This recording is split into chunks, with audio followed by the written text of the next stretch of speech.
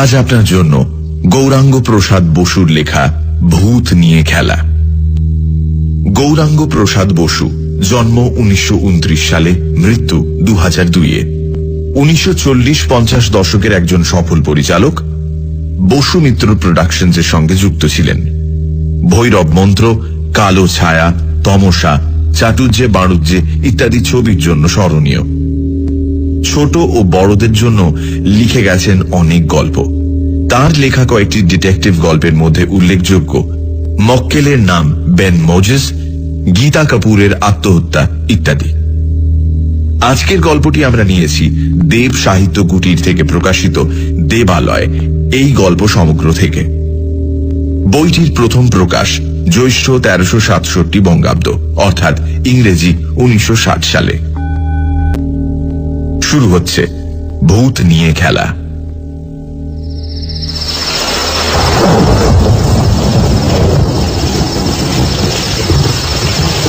বর্ষার সন্ধে, বাইরে ঝমঝম বৃষ্টি আর ভেতরে তাসের আড্ডা।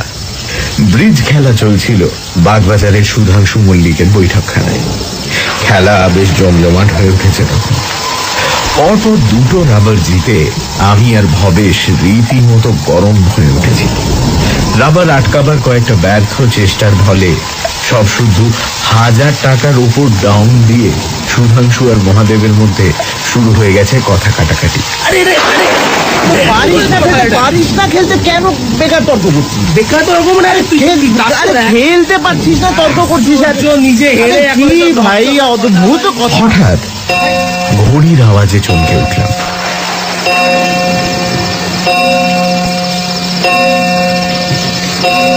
দশটা বাজে যে। ভবেশ বলে উঠল, আরেকটা রাবার চলুক, এই রাবার ও বৃষ্টি যেটা আগে শেষ হবে তারপরই আমরা উঠবো। আমি বললাম, তাহলে হয়েছে, খেলাও শেষ হবে না আর বৃষ্টিতেও ভিজবো। কিন্তু আমার কথায় কান না দিয়েই মহাদেব আবার তাস দিতে শুরু করল। বৃষ্টিও বেড়ে উঠল এই সময়। আমরা সবে তাস হাতে তুলেছি, হঠাৎ দরজা ঠেলে ঘরে ঢুকলো শচীন। তার বর্ষাতি আর ছাতা থেকে বাইরের মতোই বর্ষণ হতে লাগলো ঘরের মধ্যে। শশব্যস্ত সুধাংশু উঠে গিয়ে তাড়াতাড়ি সে দুটিকে তার কাছ থেকে নিয়ে ঘরের বাইরে রেখে এলো। শচীনকে দেখেই প্রমাদ গুনলাম আমি। ওর সামনে তাস খেলা মানে ধৈর্যের রীতিমতো পরীক্ষা দেওয়া। নিজে কখনো খেলতে বসবে না, কিন্তু ঘরময় ঘুরঘুর করে সকলের হাত দেখে ফোড়ন কাটবে। এর ওর খুঁত ধরে বেড়ানোই তার কাজ, আর এই কাজে তার উৎসাহ অসীম। নিজে সে না খেলেও খেলোয়াড়। আজ কিন্তু খেলায় শচীনের বিশেষ উৎসাহ দেখা গেল না। কিছুক্ষণ বসে উসখুস করে বলল, আমি মুঠি। আমি আর ভবেশ থাকি শ্যামপুকুরে, শচীন হাতিবাগানে। একসঙ্গেই আমরা সাধারণত ফিরি। তাই বললাম, আরে দাঁড়া না 2 মিনিট, এই রাবারটা হয়ে গেলেই উঠবো। না না না, আমার দেরি করলে চলবে না। 11টার মধ্যে গিয়ে পৌঁছতে হবে বেলেঘাটায়, 12টার সময় বসতে হবে। আপত্তি করে উঠল শচীন। বেলেঘাটায় আবার এত রাত্রিরে তোর কি কাজ? তাস গোছাতে গোছাতে বলে উঠল সুধাংশু, আজ যে শনিবার। শুধু এইটুকুই বলল শচীন। আর কেউ হলে হয়তো আরো কিছু বলতো, কিন্তু আমাদের ঠাট্টা বিদ্রুপ ইতিমধ্যেই অনেক সহ্য করতে হয়েছে তাকে। তাই এইটুকু বলেই চুপ করল। কিন্তু তাতেই কি নিস্তার আছে? মহাদেব বলল, তোদের সেই ভূতের আসর বুঝি? একদিন নিয়ে চল না আমাদের। মহাদেবের কথায় সুধাংশু হঠাৎ হাতের তাস ফেলে দিয়ে বলল, ঠিক বলেছিস, চল আজ বেলেঘাটার ভূতগুলোকেই দেখে আসা যাক। ভবেশ আপত্তি করে উঠল। আরে কিন্তু রাবারটা। মহাদেব বলল, রাবার শেষ হতে রাত কাবার হয়ে যাবে, তার চেয়ে শচীনের ভূতের আসর হয়ে যাওয়াটাই বেটার প্রপোজাল। সবাই খুশি হয়ে উঠলাম এই ভৌতিক প্রস্তাবে। অবশ্যই শচীন বাদে, তার তরফ থেকে বিশেষ উৎসাহ দেখা গেল না। সে বলল, তোরা বরং সামনে শনিবার যাস। সঙ্গে সঙ্গে চতুর্দিক থেকে তীব্র প্রতিবাদ। না না না, আজই যাবো। হ্যাঁ হ্যাঁ, একদম আজই যাব। সুধাংশু বলে উঠল, উই মাস্ট সি ইওর ভূত। মানে তোমার ওই ভূতের আসরই আজ আমরা দেখতে চাই। শচীন আর আপত্তি করতে পারল না, কারণ সুধাংশুর বাবা লোকনাথ বাবুর সুপারিশে এই সেদিন শচীনের চাকরি হয়েছে। একটু পরেই সুধাংশুর গাড়িতে করে রওনা দিলাম আমরা।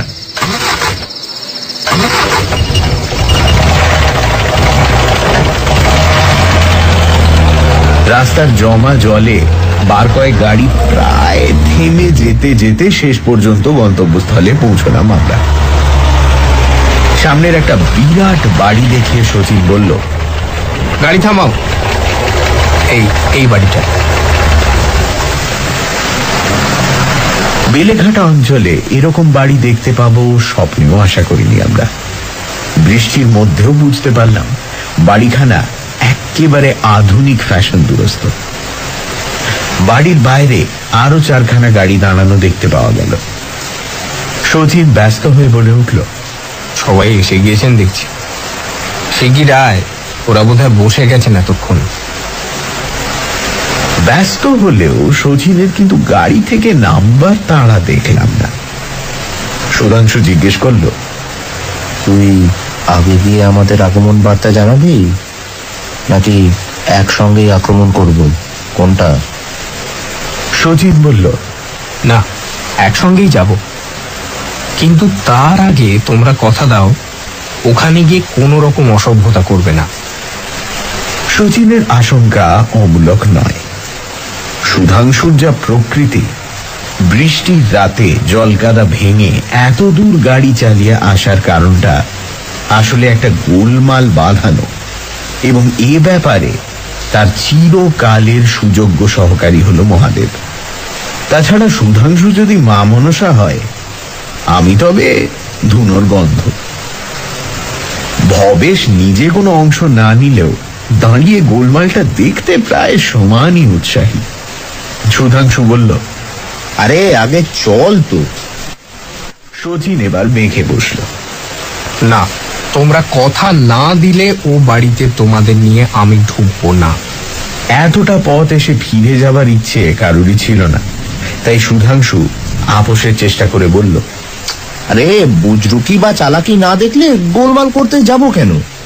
আমি বোঝাবার চেষ্টা করলাম, গোলমাল করব এই কথাই বা তুই আগে থেকে ভেবে নিচ্ছিস কেন? শচীন কিন্তু তবুও চুপ করে বসে রইল। শেষ পর্যন্ত কথা দিতে হলো আমাদের, কিন্তু তার ফলটা যে ভালো হবে না সেটা আমি বুঝতে পারলাম।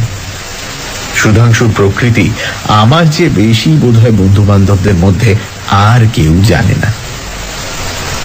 বাড়ির মধ্যে বিস্ময়ের আরেকটি ধাক্কা অপেক্ষা করছিল আমাদের জন্য।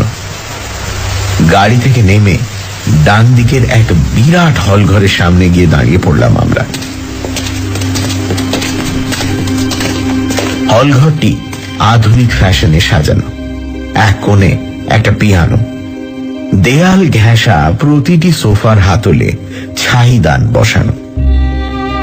ঘর জোড়া কার্পেটের মাঝখানে একটি দামি গালচে পাতা। ঘরের মধ্যে 12 লোক বসে রয়েছে। বেশিরভাগেরই বয়স 55 পেরোনো। সকলের চেহারাতেই আভিজাত্য আছে। পোশাক পরিচ্ছদে অর্থ ও রুচির পরিচয়। শচীন ঠিক জায়গায় এনেছো তো, নাকি এই ঝড় বৃষ্টিতে বাড়ি ভুল করলো? ফিসফিস করে বলে উঠল সুধাংশু। আমারও কেমন একটা সন্দেহ হচ্ছে। মন্তব্য করল মহাদেব। চল সরে পড়ি, আমার কেমন ভালো ঠেকছে না। চাপা গলায় বলে উঠল ভবেশ। শচীন ইতিমধ্যে ঢুকে পড়েছিল হল ঘরের মধ্যে। সঙ্গে সঙ্গে অনেকগুলি গলা শোনা গেল। সাহেবী চেহারার একজন বিদেশি ইংরেজিতে বলে উঠল শচীনকে, তোমার দেরি দেখে ভাবলাম তুমি আজ আর এলে না। সাহেবী পোশাকে আর একজন, সম্ভবত পার্সি, তিনিও ইংরেজিতে বলে উঠলেন, আমরা তোমার খোঁজে তোমার বাড়ি যাওয়ার কথা ভাবছিলাম। ধুতি পাঞ্জাবি পরা, ফ্রেঞ্চ কাট দাড়ি, ফর্সা চেহারার একজন প্রৌঢ় ভদ্রলোক বললেন, শচীন, তোমার শরীর ভালো আছে তো? তার কথারই প্রথম উত্তর দিল শচীন। বলল, আগে হ্যাঁ, আমার কয়েকজন বন্ধু আসতে চেয়েছিল, তাদের সঙ্গে করে আনতে গিয়েই দেরি হয়ে গেল। তোমার বন্ধু কোথায় তারা? প্রৌঢ় ভদ্রলোক ব্যস্ত হয়ে উঠলেন। আমাদের দিকে চোখ পড়তেই আরে এসো এসো বলে ভদ্রলোক এমন খাতির করে উঠলেন যে রীতিমতো লজ্জিত বোধ করলাম আমরা। শুধু সুধাংশুর মুখ তখনও কঠিন হয়ে রয়েছে। সুধাংশুর মুখের দিকে তাকিয়েই বোধ করি ভদ্রলোক ব্যস্ত হয়ে উঠলেন। তোমরা শচীনের বন্ধু, শচীনেরই বয়সী। তুমি বললাম বলে কিছু মনে করলে না তো? আগে না, কি আশ্চর্য, সকলের হয়ে আমি বলে উঠলাম। তবে দাঁড়িয়ে কেন? এসো বসো। আরে না, সোফায় নয়, একেবারে গালচেতে বসো। বলে তিনি আর সকলের দিকে ফিরলেন এবং বাংলা, হিন্দি এবং ইংরেজিতে পরপর সকলকে আহ্বান করলেন নেমে আসতে। Gentleman, please be seated. আইয়ে बैठिए। সঙ্গে সঙ্গে সকলে, সাহেব ও পার্সি ভদ্রলোক সমেত, পায়ের জুতো খুলে গালচের ওপর চক্রাকারে আসন করে বসে পড়লেন। আমরা বসেছিলাম এক ধারে। প্রৌঢ় ভদ্রলোক, তিনি যে গৃহস্বামী সে বিষয়ে এতক্ষণ আর আমার সন্দেহ ছিল না, আমাদের কাছে এগিয়ে এসে বললেন, দূরে বসে কেন? তোমরা আজ বিশেষ অতিথি, সামনে এগিয়ে বসো। আমাদের চক্রের প্রথম পংক্তিতে বসিয়ে ভদ্রলোক গিয়ে এক দেয়াল আলমারির ভেতর থেকে 4টে ধূপদানি বার করে নিয়ে এলেন। সেগুলো এনে বসিয়ে দিলেন চক্রের মাঝখানে 4 কোণায়। তারপর মোটা চন্দন ধূপ লাগিয়ে সেগুলি জ্বালিয়ে দিলেন। অনুষ্ঠান পর্ব শেষ করে ভদ্রলোক ডাকলেন, শচীন, এসো। সবিস্ময়ে দেখলাম শচীন ধীরে ধীরে চক্রের ঠিক মাঝখানে 4টে ধূপদানির ঠিক মধ্যে এসে বসল। সুধাংশু আমার দিকে তাকিয়ে মৃদু হাসল। হাসিটা আমার বিশেষ ভালো লাগলো না, কেননা আবহাওয়াটা ক্রমশই আমার অপছন্দ হয়ে উঠছিল। মনের মধ্যে অস্বস্তি যেন ক্রমেই বেড়ে চলেছিল। নতুন মজা ভেবে যে ধরনের আসর দেখব এবং ভাঙব মনে করে এসেছিলাম, এর সঙ্গে যেন তার কোনো সম্পর্কই নেই।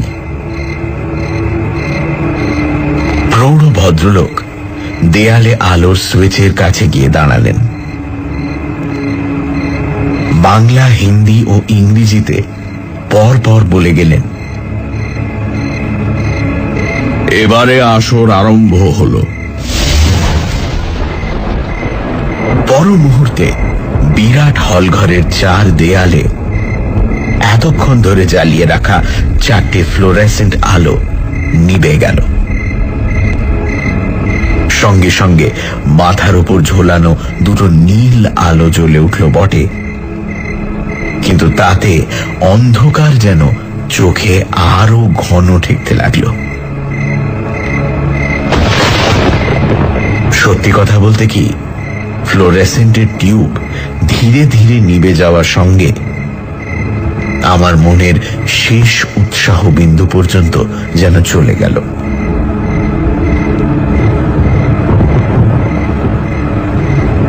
তীব্র ফ্লোরেসেন্টের পর ক্ষীণ নীল আলোয় দৃষ্টি ফিরে পেতেই কেটে গেল কয়েক সেকেন্ড। তারপর তাকিয়ে দেখলাম শচীনের পাশে এসে প্রৌঢ় ভদ্রলোকটি বসেছেন। মৃদু স্বরে শচীনকে কি জিজ্ঞাসা করলেন তিনি, এবং শচীনও যেন কি উত্তর দিল প্রশ্নের। তারপর কয়েক মিনিট কেটে গেল অতি অস্বস্তিকর নীরবতায়। হঠাৎ প্রৌঢ় ভদ্রলোকের ডাক শুনতে পেলাম, সুধাংশু। সুধাংশু? কোন সুধাংশু? সুধাংশু আমার পাশে বসে বোধ করি একই কথা ভাবছিল। শচীনের বন্ধু সুধাংশু, তোমার সঙ্গেই কথা বলছি। প্রৌঢ় ভদ্রলোকের গলা শুনতে পেলাম আবার। বলুন, কি বলছেন? শক্ত গলায় সাড়া দিয়ে উঠল সুধাংশু। তোমরা আজ আসরে প্রথম এসেছো, তাই আজকের আহ্বানের ভার তোমাদের, বিশেষ করে তোমাকে দিলাম। তোমাদের সকলের পরিচিত কোনো পরলোকগত ব্যক্তির আত্মাকে তোমরা স্মরণ করতে পারো। শচীনের ওপর তিনি এসে ভর করে তোমাদের সঙ্গে আলাপ করে যাবেন। সে আলাপ যে শচীন নিজে করবে না, সেটা জানবো কি করে? অবিশ্বাসী কণ্ঠে প্রশ্ন করল সুধাংশু। সঙ্গে সঙ্গে তার দিকে চকিতে একবার মুখ ফেরালো শচীন। গম্ভীর কণ্ঠে বৃদ্ধ বললেন, শচীন তোমাদের বন্ধু হলেও এমন অনেক ব্যক্তিগত ব্যাপার তোমাদের নিশ্চয়ই আছে যা সে জানে না। সেরকম কোনো ব্যাপার নিয়ে প্রশ্ন করলে উত্তর দেওয়া সাধারণ অবস্থায় শচীনের পক্ষে সম্ভব হবে না। তোমরা ইচ্ছে করলে সেই রকম কোনো প্রশ্ন করে দেখতে পারো। শচীন আমাদের চক্রের বেস্ট মিডিয়াম। আজ পর্যন্ত ওকে বসিয়ে কখনো 5 মিনিটের বেশি কোনো আত্মাকে আহ্বান করতে হয়নি। গত 30 বছর ধরে এই আত্মা আহ্বান চর্চা করে আসছি আমরা, কিন্তু শচীনের মতো এত বেশি পারফেক্ট মিডিয়াম আমি দেখিনি। তোমরা পরলোকগত যে কোনো পরিচিত আত্মাকে আহ্বান করেই দেখো না। সঙ্গে সঙ্গেই সুধাংশু বলে উঠল, বেশ বেশ, তাহলে আমার এক ভাইয়ের আত্মাকে স্মরণ করছি আমি। তাকে আমার বন্ধুরা সবাই চেনে, শচীন নিজেও চেনে। শুনে চমকে উঠলাম আমরা। সুধাংশুর কোনো ভাই মারা গেছে বলে তো জানা ছিল না আমাদের। শচীনও যেন নড়ে বসলো একটু। সুধাংশু বাবুর বন্ধুরা যারা তার ভাইকে দেখেছ, তারা একাগ্র চিত্তে তার চেহারা ও নাম স্মরণ করতে থাকো, গম্ভীর গলায় বললেন প্রৌঢ় ভদ্রলোক। তারপর সুধাংশুর দিকে তাকিয়ে বললেন, সুধাংশু, তোমার ভাইয়ের নামটা একবার বলো। শীতাংশু, শীতাংশু মল্লিক। দৃঢ় গলায় বলে উঠল সুধাংশু। শুনে একসঙ্গে আমার, ভবেশ ও মহাদেবের গলা থেকে বেরিয়ে এলো, শীতাংশু। শচীনের দিকে তাকিয়ে দেখলাম তার মুখও সুধাংশুর দিকে ফেরানো, কিন্তু নীল আলোর আলো আধারিতে মুখের ভাবটা তার স্পষ্ট দেখা গেল না। শীতাংশুকে চেনো শচীন? প্রৌঢ় ভদ্রলোক জিজ্ঞেস করলেন। একটু থেমে শচীন মৃদু স্বরে উত্তর দিল, হ্যাঁ। সুধাংশু বাবুর অন্য বন্ধুরা? হ্যাঁ। কথাটা অজান্তেই মুখ থেকে বেরিয়ে এলো যেন। বেশ, তোমরা তবে নামের সঙ্গে সঙ্গে তার চেহারা স্মরণ করতে থাকো, আর বাকি সকলে শুধু নাম, শীতাংশু মল্লিক। শচীন, রেডি? সঙ্গে সঙ্গে নেমে এলো ঘরের মধ্যে এক অস্বাভাবিক নিস্তব্ধতা।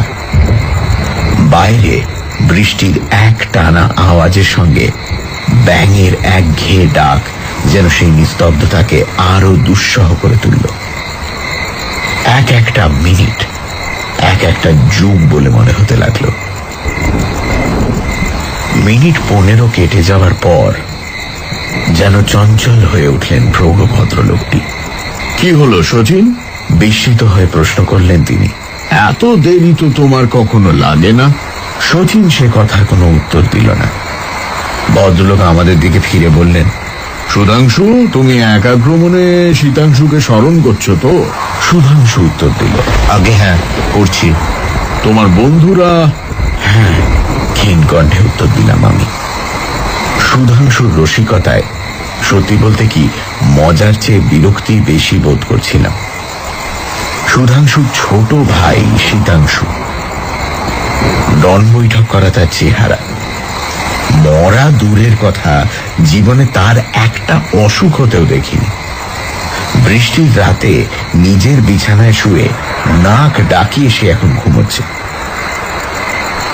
শীতাংশুর ঘুমের কথা, বৃষ্টির রাতে বিছানার কথা ভাবতে গিয়ে অন্ধকারে বসে বসে ভুলতে শুরু করেছিলাম বুঝি। হঠাৎ কড় কড় কড়াত শব্দে এক প্রচন্ড বজ্রপতনের আওয়াজে সজাগ হয়ে উঠে দেখি ভবেশ আমায় ধাক্কা দিচ্ছে। সেই সঙ্গে আরো যা দেখলাম তাতে বিস্ময়ে আমার চরমে উঠল। শচীন লাফিয়ে লাফিয়ে উঠে দাঁড়াবার চেষ্টা করছে, আর তাকে দু হাতে পাঁজা কোলা করে ধরে রয়েছেন প্রৌঢ় ভদ্রলোকটি, কিন্তু আর যেন ধরে রাখতে পারছেন না। ক্ষীণজীবী শচীনের শরীরে এরকম অমানসিক শক্তি স্বপ্নেও বুঝি কল্পনা করা যায় না। তোমার যদি কিছু প্রশ্ন থাকে তো তাড়াতাড়ি জিজ্ঞেস করো সুধাংশু। শীতাংশুকে এক্ষুনি বিদায় করে দিতে হবে, এখানে আসাটা ওর মোটেই পছন্দ নয়। ও যে শীতাংশু, তার প্রমাণ কোথায়? সুধাংশু শক্ত গলায় প্রশ্ন করল। সেটা ওকেই জিজ্ঞেস করো না। বেশ, তুমি যে শীতাংশু তার প্রমাণ কি? শচীনের উদ্দেশ্যে প্রশ্ন করল সুধাংশু। বিকৃত গলায় শচীন বলে উঠল, প্রমাণ, এক্ষুনি প্রমাণ দেখিয়ে দিচ্ছি। এই কথা বলেই ভদ্রলোকের হাত ছাড়িয়ে ঝাঁপিয়ে পড়ল সে সুধাংশুর ওপর। সুধাংশু যথেষ্ট শক্তিশালী, এমনিতে গোটা দুয়েক শচীনের চেহারার লোককে ধরাশায়ী করতে তার বেগ পাওয়ার কথা নয়, কিন্তু এ যেন ঘটে গেল উল্টো। সুধাংশুর গলাটা দু হাত দিয়ে চেপে ধরল শচীন, আর সেই সাঁড়াশির পেছন থেকে নিজেকে কিছুতেই মুক্ত করতে পারছে না সুধাংশু। আরে সচিন, কন্ট্রোল ইয়োরসেলফ। সচিন, ওকে ছেড়ে দাও, ছেড়ে দাও। সচিন, কি করছো তুমি? সচিন, প্রৌঢ় ভদ্রলোক ছুটে এসে শচীনকে ছাড়াবার চেষ্টা করছেন, কিন্তু সুধাংশু ততক্ষণে গো গো করতে শুরু করেছে। বিকৃত গলায় শচীন শুধু থেকে থেকে চেঁচিয়ে উঠছে, আমায় খুন করলে, আমায় খুন করলে, আমায় খুন করলে। এই ধস্তাধস্তির মধ্যে ভদ্রলোক চেঁচিয়ে উঠলেন, তারক ব্রহ্মর নাম করুন সকলে, আলো জ্বালিয়ে দিন। তারক ব্রহ্মর নাম করুন, তারক ব্রহ্মর নাম করুন। আমিও মহাদেব প্রথমটা থতমত খেয়ে তারপর ছুটে গিয়েছিলাম সুধাংশুর সাহায্যে। মহাদেবের কি হয়েছিল জানি না, কিন্তু শচীনকে ধরবার চেষ্টার সঙ্গে সঙ্গে পেটে একটা লাথি খেয়ে ঘুরে পড়েছিলাম আমি।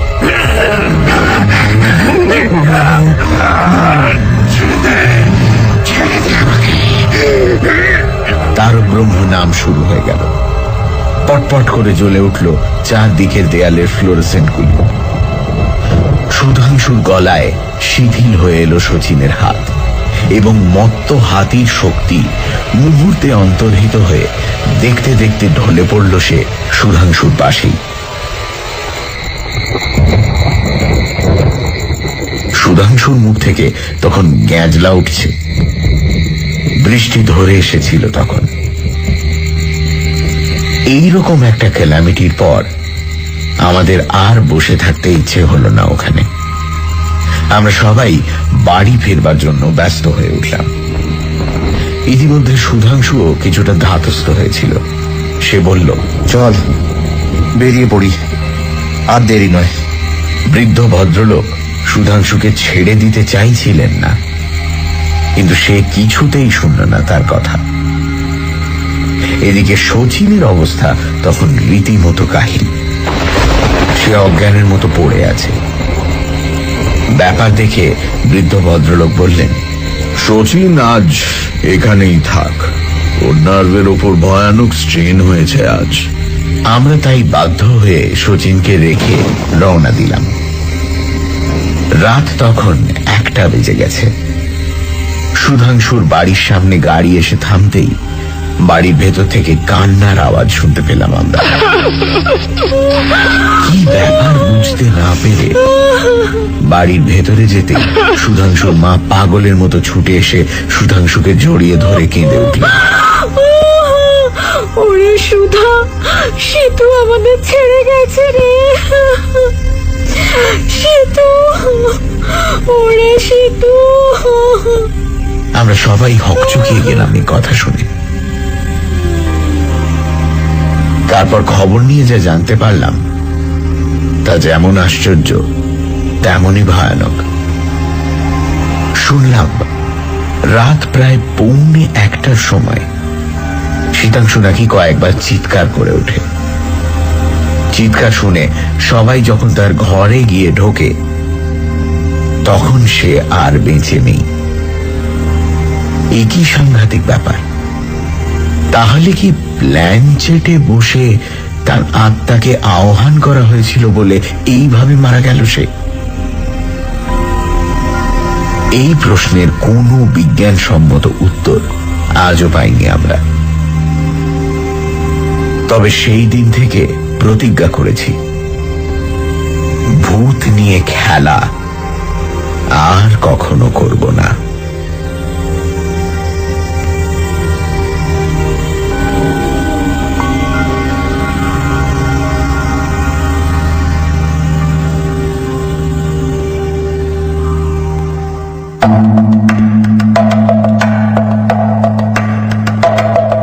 শুনছিলেন ভূত নিয়ে খেলা, রচনা গৌরাঙ্গ প্রসাদ বসু,